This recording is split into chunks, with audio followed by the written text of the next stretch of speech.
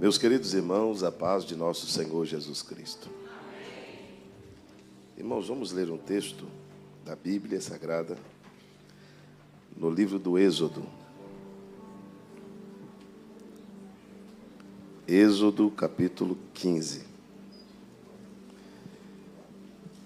Feliz por estar com os irmãos mais uma vez nesta edição da Semana Profética aqui na Reviver em Cristo, com meu amigo pastor Vinícius, toda a família de Deus reunida aqui neste lugar. Êxodo capítulo 15, versículo de número 27.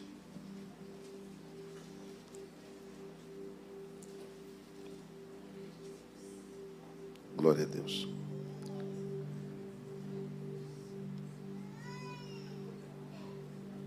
Diz assim: Então chegaram a Elim, onde havia 12 fontes de água e 70 palmeiras, e acamparam ali, junto das águas. Repitam comigo bem forte. Então chegaram a Elim. Vamos lá mais uma vez? Então chegaram a Elim. Pela última vez. Irmãos, hoje eu vou compartilhar com os irmãos uma história muito conhecida, que é a história do Êxodo, quando Deus tirou o povo do Egito. A Bíblia diz que depois de 10 pragas, Deus tira o povo de uma escravidão que já durava 430 anos. Quando o povo de Israel chegou no Egito, a família de Jacó era de 70 pessoas. Quando Deus tirou o povo de Israel do Egito, já eram quase 3 milhões de pessoas. E este povo deu muito lucro para Faraó. Esse povo trabalhou muito para o Egito. Mas Deus havia prometido tirar o seu povo dali. Na 10ª praga, com a morte dos primogênitos, Deus tira o povo do Egito. Qual a expectativa do povo? A expectativa do povo é Canaã. Qual a expectativa do povo? Eles não conheciam Canaã. Deus havia falado de Canaã com Abraão, com Isaac e com Jacó. E esse povo, por 430 anos, passaram de pai para filho. Nós temos direito a entrar numa terra que mana leite e mel. Um dia, o nosso Deus vai nos arrancar daqui. Um dia, Deus vai nos tirar do Egito. Deus prometeu ao nosso pai Abraão, a Isaac e a Jacó, que nos tiraria da terra do Egito. Depois de todo esse tempo de sofrimento, Deus tira o povo do Egito com mão forte. E a Bíblia diz que, se você ler os capítulos anteriores, a Bíblia diz que, primeiro, Deus guia o povo pelo caminho mais longo. Você pode repetir isso? Deus guia o povo pelo caminho mais longo. Vamos lá, repetir para gravar. Se Deus está guiando pelo caminho mais longo, obviamente é que existia um caminho mais perto. E por que Deus não guiou pelo caminho mais perto? Você nunca fez essa pergunta? Muita gente que está aqui já fez. Por que Deus não curou ainda? Ele não pode curar? Por que está demorando? Por que Deus está falando que é amanhã, pastor, se Deus pode fazer hoje? Por que Deus está dizendo que é para o futuro, se Ele pode fazer agora? Por que eu tenho que passar por um caminho longo, se existe um caminho mais perto? Por que Deus não estala os dedos e faz acontecer? Por que Deus não faz agora? Por que Deus não faz hoje? E a nossa geração, essa geração aqui, nós somos a geração mais imediatista que já existiu nessa terra. Se uma pessoa mandar um áudio para você de 2 minutos, você não ouve. Muito menos eu que não ouço mesmo. Se você for na fila da lotérica que estiver cheia, você sai. Se o banco estiver cheio, você deixa para amanhã. E você não aceita esperar. E você não gosta de esperar. E esperar é horrível. Eles já tinham vindo de um processo, pastor Vinícius, de 430 anos. E agora Deus resolve guiar o povo pelo caminho mais longo. Por alguns motivos, pastor André. Por alguns motivos. Primeiro, está escrito no texto, que Deus não guiou eles pelo caminho mais perto, Porque no caminho mais perto teria uma guerra e faria eles voltar para onde? Tem coisa que não aconteceu na tua vida rápido, porque Deus ia te perder para o Egito. Teve coisa que não aconteceu no tempo que você queria, porque se acontecesse, você ia voltar para o mundo. Você ia voltar exatamente para o lugar que Deus te tirou. Tem coisa que não aconteceu na tua vida de propósito. Deus não deixou acontecer para não te perder. Porque o caminho longo fez você se tornar mais firme. O caminho longo fez você se tornar mais paciente. O caminho longo fez você se tornar mais perseverante. E eu quero te dar uma notícia boa. Melhor do que acontecer rápido, melhor do que receber a bênção imediata, é não voltar para o Egito. Eu quero que você levante comigo as duas mãos aos céus. Tem gente aqui que não recebeu a bênção, mas para o Egito também não voltou. Tem gente aqui que a tua vitória ainda não chegou, mas você está aqui no culto.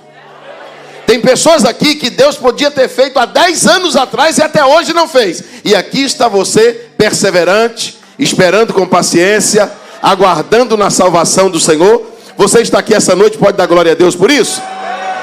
Põe a mão no ombro de alguém e diga para ele: o caminho é longo. Pastor, por que Deus guia o povo pelo caminho mais longo?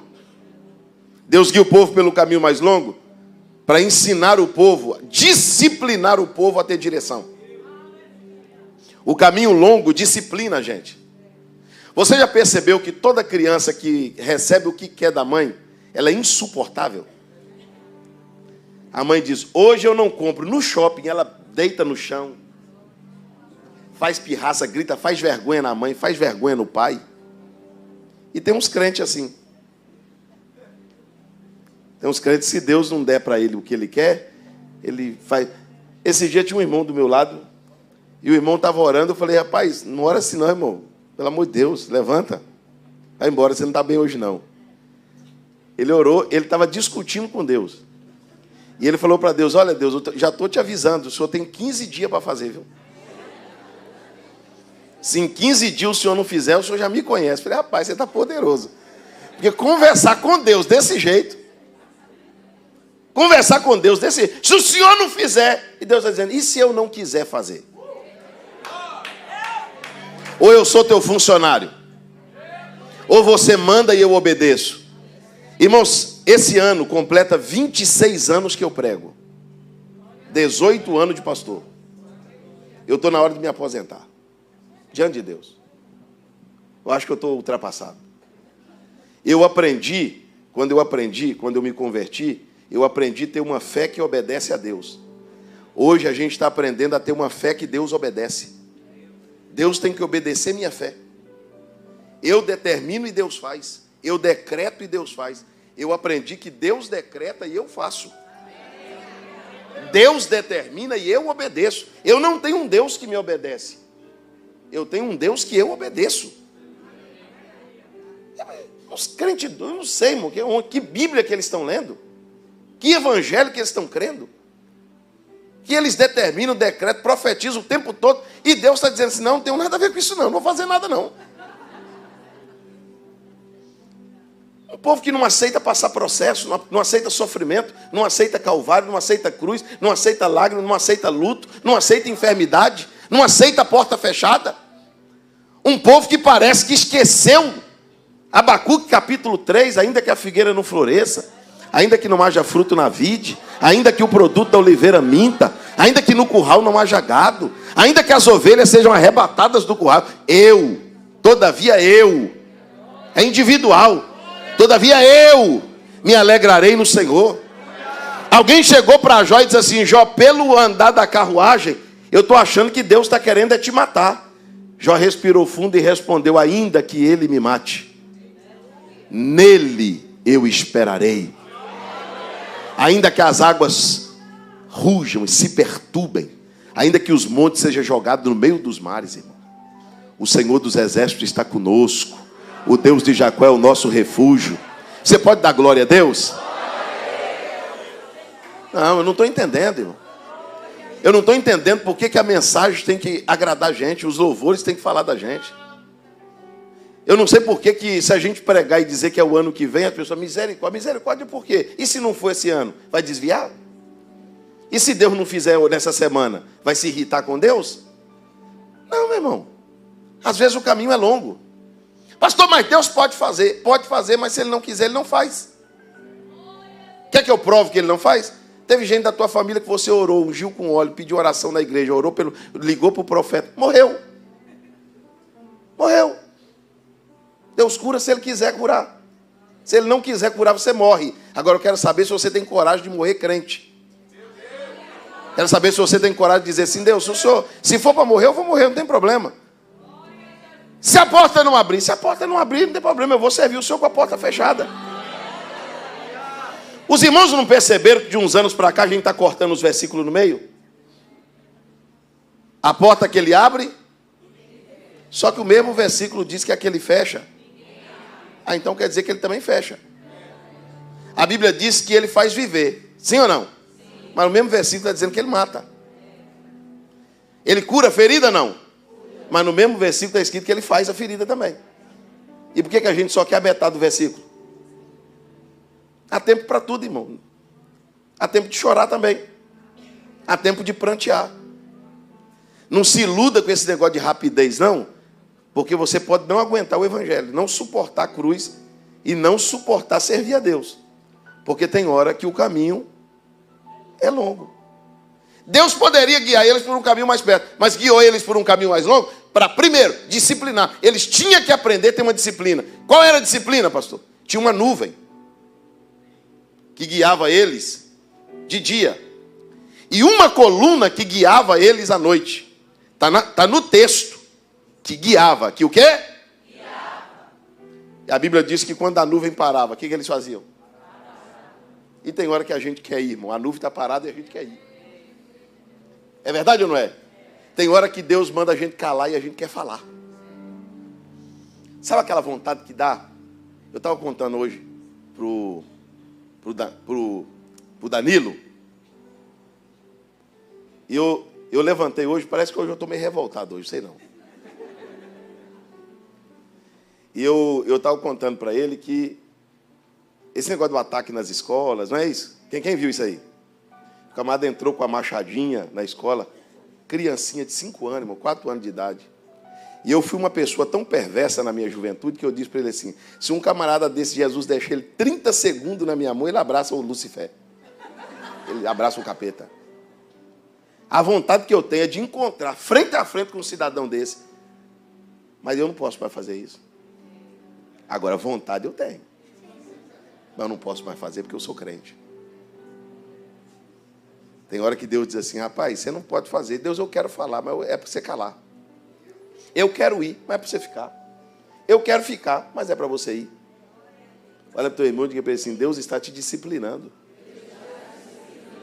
Deus está te ensinando a controlar a sua natureza. Deus está guiando os seus passos. Tem hora que Deus vai parar a nuvem e você vai dizer, eu vou, Deus. Deus vai dizer, vai sozinho, a nuvem fica. Vai sem mim. Eu vou lá, Deus vai por sua conta. À noite, uma coluna. De dia, uma nuvem. E Deus guiou esse povo por um caminho longo. Deus não guiou pelo caminho mais perto. Quem já passou pelo caminho longo aqui? Tem gente que até o Salmo 40 ele já sabe de cor. Esperei. Pastor, o caminho está tão longo que eu vou falar a verdade para o senhor, eu perdi até a pressa agora. Aconteça o que acontecer, já acostumei. Verdade ou não é? Você pode perceber, irmão, crente maduro não faz pirraça. Crente maduro não faz jogo emocional. Não fica... Um crente sadio não vive em crise, não.